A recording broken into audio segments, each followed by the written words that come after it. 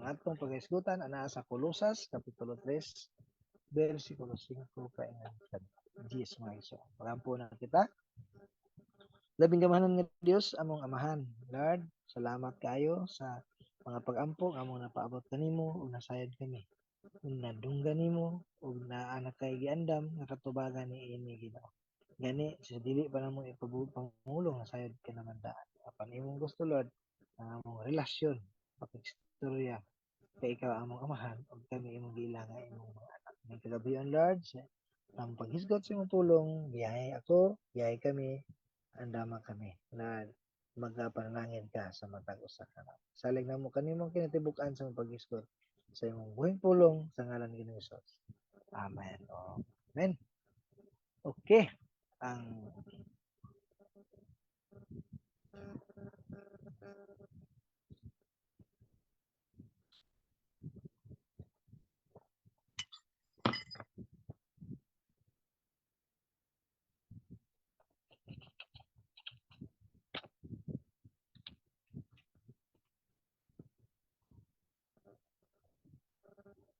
okay, ang Kolosas kapitulo 3 versikulo 5 paingon sa 10 nagkanayon.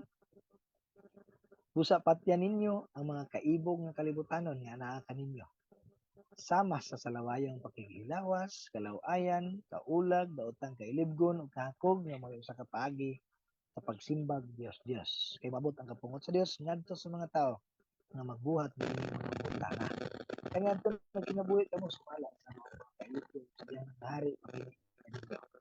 Dapat karon kinahanglan biyaan ninyo Dios tanan. Suko, sa puton, kaugan sa una, ipalag sulti ug ang pagpamalikas. Ayaw ka mo pamakaso sa usa ka gihubo. Nindaan. Ninda ang pagkatao uban sa iyang buhat. Ug isulod ninyo pagkatao. Bago gayud kini sa Dios sa iyang magbubuhat. Sumala sa iyang kapalingon. Ay masayod ka mo sa higit. Mahitungod. Okay, series mo ni mga ison. Sa nang pulong sa Dios. Kay series mo kini ang previous din si Kristo aagayod sa mga Kristohanon. Kauban siya sa pagtinguhag langit ng utang.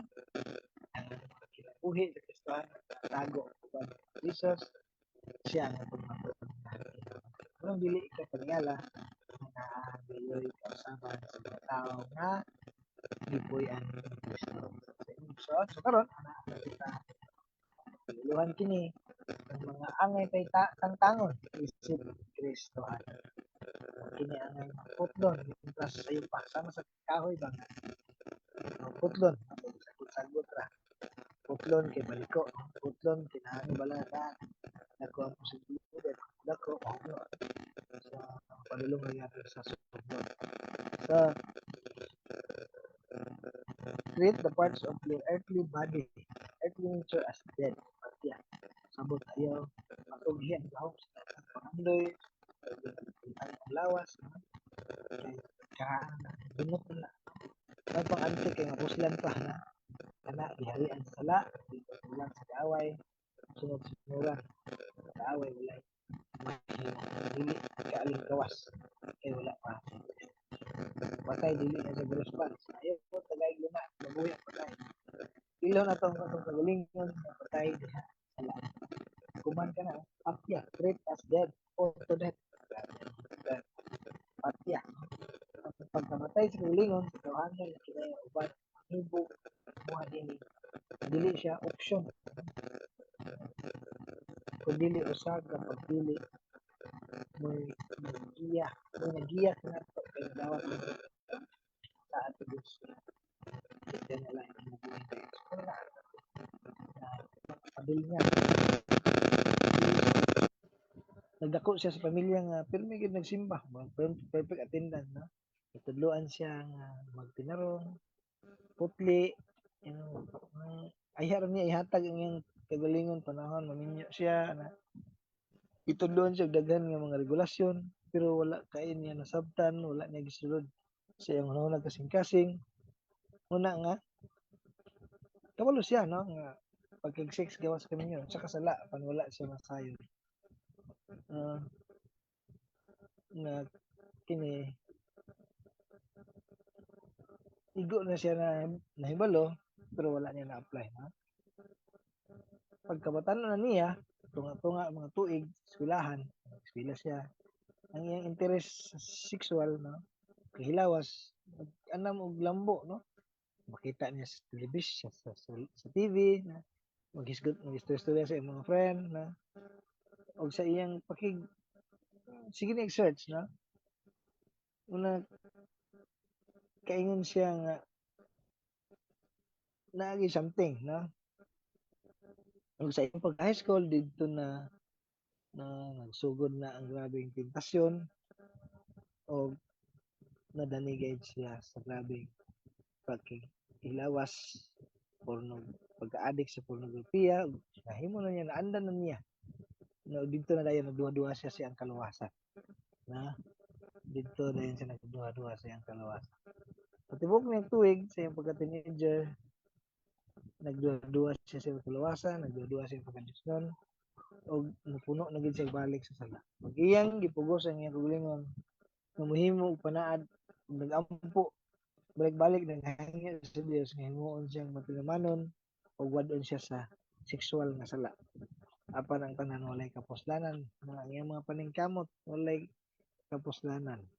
Pero sa hinahinay nagkamgo siya ang iya yung pakigbisog sa kagalingon walay kahimuan mo to nga balhin siya simbahan na nakasintro sa mayang balita sa kaluwasan sa Ebanghelyo ug didto siya nilambo na bag-o gikan sa sulod ngadto sa iyang kawasnon, no? Ang Ebanghelyo nga gid ay ang tambal alang sa kabag-uhan, no? Sa atong mga kasing-kasing, no? Diya kasing-kasing gid buakon. Mo gini buakon aya dayon mo follow ang mga pagkinabuhi ng mga tarong, no? Ang Ebanghelyo lamang ang makahatag og perfect nga pangayo sa balaod, no? Ang Ebanghelyo lamang ang gahom sa Dios alang sa kaluwasan.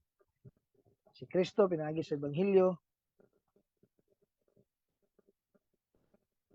wala maghatag kanato og moral nga pagbag-o. No? Siya naghatag kanato sa kabug-os nga pagkatao. No? Dili lang yan niya binuutan, no? Dili iya gyud gitang gihulma na mahimong born again, no? Matao pag-usab diha sa Dios, dili siya relihiyon, dili naagayod si Kristo mo ay magdominar ang balang espiritu mag-process sa atong mga kinabuhi. Sa pinaagi sa Ebanghelyo ang atong sala ipasaylo gihimutang matarong ug kita gihatagan og gahom sa pagkinabuhi ngadto sa Dios nga pagkabala.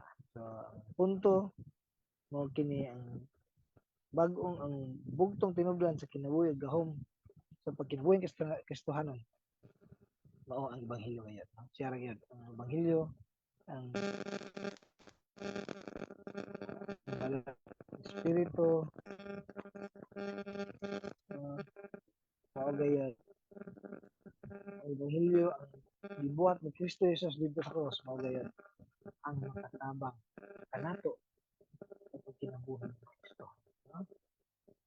Kinahanglan balik-balikon palaila pag-usab kanunay matag usa sa Ebanghelyo ang atong batasan kung kinaiya liwat iyon ang Kristo kang gitawag ng Christ likeness. Ang kinahanglan pag makanunayon ng pagpahinumdog sa atong kagalingon ang gibuhat ni Jesus dito sa Kristo. Iyang love, no? Even kinagmagkasala ta iyang gihatag kagalingon wala siya nagsapayan, ha? Unsa iyang gibati, unsa iyang bation, unsa iyang nangatan iyang gihimo tungod sa atong pagduma. Ano mga itong balik-balik? Yung mga angay tantangon, Kristohanon, pusdon, plus tayo pa, kawain kilawas, kalawayan, istorya, no, pagpugyo, like ng awa, no, pag yung mga laway na hulagway, no, halos yung pagsuot o halos gawas ng mga kaluluwa, no, na dimension pa gid nga mga kaulag, mga daotang kailibgon, mga hope. So giingon to gyud nga usa kini kapaagis pagsimba Dios. Gisimbag ka, gisiligan, gialagaran nilang kwarta. Napahandi ang tinublan sa ilang kalipay. Ang suko, nakanta inyo siya, wala yung saktong rason, sa puton, no? Kahugaw sa hunahuna, magdahon, kung kasipalang sulti, buhay ng respeto, lagi na mga kabataan karon, no? Wala ng respeto. Dahil ang pagpamakat, no? Di pwede ismulin ang pagpamakat, no? Dili dapat magkinabuhi sa bakat. Okay, kinsa gani ang samahan sa ng bagagon, di ba ang yawa man, so dili gid siya pwede mga padayon tao sa kinabuhi dito. Kung sa kagamay, no? Dili gid siya ismulin. Kung ano mo ko pastor, no? Sipyat din ko, ampo, balik, ampo, no? Balik sa ebanghelyo, no? Pangayog masaylo. Kaya kinaya sa Diyos mo to, dili bakakon. Pagpamakat, nakaguba ka na para rusa, ang pagpamakat, nakaguba ka pa sa nakaguba sa mga relasyon, o sangkot sa seryoso nila o mga panagbingkil ng mga kaigsunan. No? Basta, dili palabi. No? Dili palabi. Pagpadayon sa kinagbubakat, ang kinipong ng pag-istorya, ng dili pagpasa-pasa o chismis, dapat magmakitaan ng pagkati pagsulti. Putlon, nintro sa'yo pa. Hindi mention, aklon, putlon, biyaan, hubuon, hukason, dili mo turutan, diba? Plus, dili pa ulahi ang tanan. Tulong sa Ginoo sa verse 6, kung kayo maabot, kapungon ka Diyos nito sa mga tao.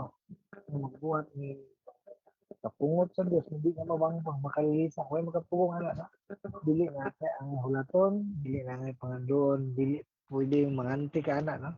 Eh, sigurado ang kalautan. Basing mahinay ka na sa Diyos, no? Na dili ang may pabuton ng kapungot. Ay, ba, mahalot pa. Si Pinako, Lord, tawat mo kong consequence, akong gawin na.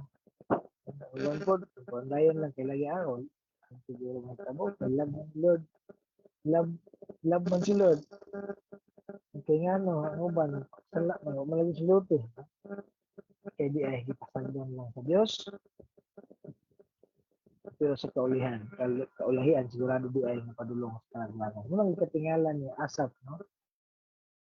As simple choir, no? Dili siya dato, pero ang iyang kinabuhi, grabe ka dedicated servant, no? Ang Psalm 73, makita na to diya nga, grabe gid. Hapit na gid siya nawadag paglaom. Hapit na gid siya mawala ang iyang pagtuo. Kaya nasina naman siya.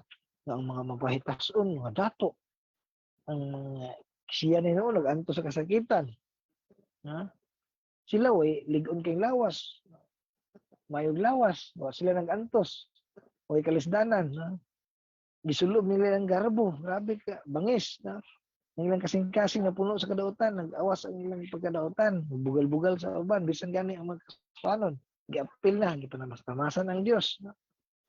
Apan di ay naglibog si Asaph mo itong giadto siya sa templo, o dito nasabtan niya. Ha? Nasabtan niya, kanang mga tawhana, yan, sa verse 18, imo gayud silang ibutang sa danlog ng mga dapit, o itugyan mo sila sa hingpit nga kalaglagan. Kalit lang sila mga laglag, mudangat kanilang makalilisang nga tapusan. Sama sa sila sa damgo o Ginoo nga mahanaw sa kamuntagon ning mata nimo. Malimot ka kung unsa na sila may sama, no? Diya niya nasabtan nga ay ready naman na sila sa kalaglagan. Enjoy sila karon pero suffer later, no? Nga dili pag later nga putol eternally, ha? Eternally dito sa hell. Walay katapusan pag-antos dito sa impyerno, itambog pa yun sila ng karaya. So, kung may tabo, ulahin na ang tanan alang kanina. No? Katong na ay mga temporaryo nga mga bandi din sa yuta, sapagkat noon, sila ang mga makalilimos sa espirituhanon. No? Paagi kay wala sila tinuon yung bandi dito sa langit. No? Ako yung pasabot katong dakang bandi pero walay Kristo. Pero katong mga kutaan na Kristo silang kinabuhi na kato sila dili na mga pareha nga na. Sa English, their prosperity is an illusion. Mura lang natulog pag mata di man day tinuod, no? kuyaw ang utlanan sa pasensya sa Dios kung magpadayon ang tao sa pagbuhat niini. Ang wrath of God na iya ngayon maangko. Ang tigag batian, wala yung kasing-kasing, wala yung pagpanangbaling sa pulong sa Dios, sila ang mga anak ng bastos, sons of disobedience, sila ang helpless and hopeless. Naging sila hinoy, gamay na lang kapiting paglaom ng maangko. Ang verse, ang Ephesians chapter 2, 1 and 2, patay ka mo tungod sa inyong pagkadautan o pagkamakasala. Gisunod ninyo ang dautan pag kinabuhi sa mga gamhanan, kigamhanan, ang espiritu ng mando sa mga tao na misupil sa Diyos. So, na ang atong nakatunan karon nga mapungot o masuko gayde ang Diyos. Sa saktong rostro. Ano sa angay dili magkumpensa. Ang tuyo ninyo sul aron ma-aware, makabantay ang mga dapat isnulin ang mga sala, no? So, ang iyang illustration nga gigamit gani, mura bag tao nga muna nagpugong hangtod nga mo buto na, no? Mahinayat na. Labaw na ang Dios kung mao na mahinayat, no? Kaya man gani niya pamatin tanang tao sa kalibutan, no?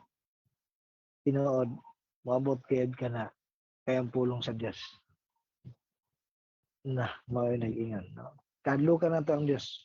Kung kita naan yan ang mga sala, ampo, suloy, kung wala kay tao ng kihadlukan, na, kuyaw na. Kihadlukin na lang ang tanan. Isipa ang Diyos kung nagpabadlong ka. Kaya, ang kaduhang Corinto 12:21,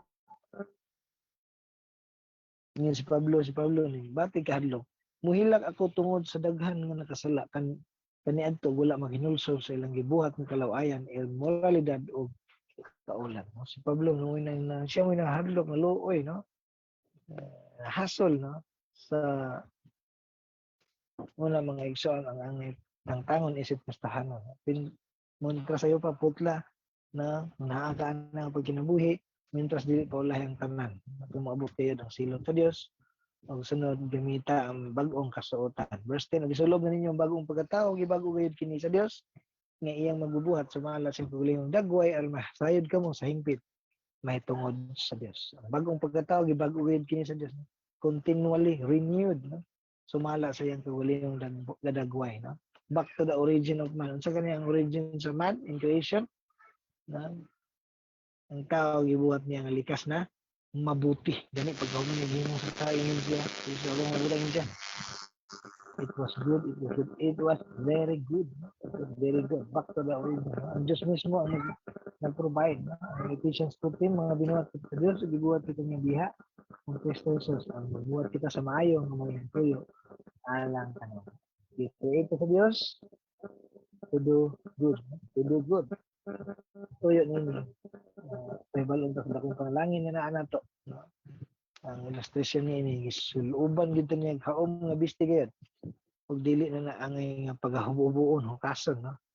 Ug kana nga kasuotan ang magdala kanato sa ken muliwat kita anam-anam ni Kristo. No? Ato ba kini nga gisulob or atong kasukasan? Usahay or tell me? So kalimutan natin sa balik, no? Ang kasuotan, ang pagkamatalo ng pasuot ng Kristo, no? Ang atong aplikasyon, no? Ang spiritual, no? Bagong nature nato, so atong kinabuhi kung wala ka na ang palambo ka nato sa pagtuo, kinabuhi nato kay patay man tayo spiritually. So, dawat nato ni Kristo na ana ka na nato ang bagong pagkatao, bagong nature, na huwag ka na ang mugo sa pagpagturo sa pagila sa Diyos. Diha magdilisyo ang kinayahan ni Kristo dinha sa tao, dinha kinato, anam-anam, maliwata kanya. Ining so posible yun nga ang tao tuhanon ang dawat ni Kristo kailangan sa tuhanon walay kabago. Walay kabago. Basta dili si Kristo yung gindawa. Una, atong devotion, kung kita kasanon, naata ng mga pagkinabuhi, putlo na, hindi na pala yun. Puto dit. Nag-dit penalty, no? Kinabuhi diya sa pagkawa. Tapos, dili ko lahi ang tanang koy.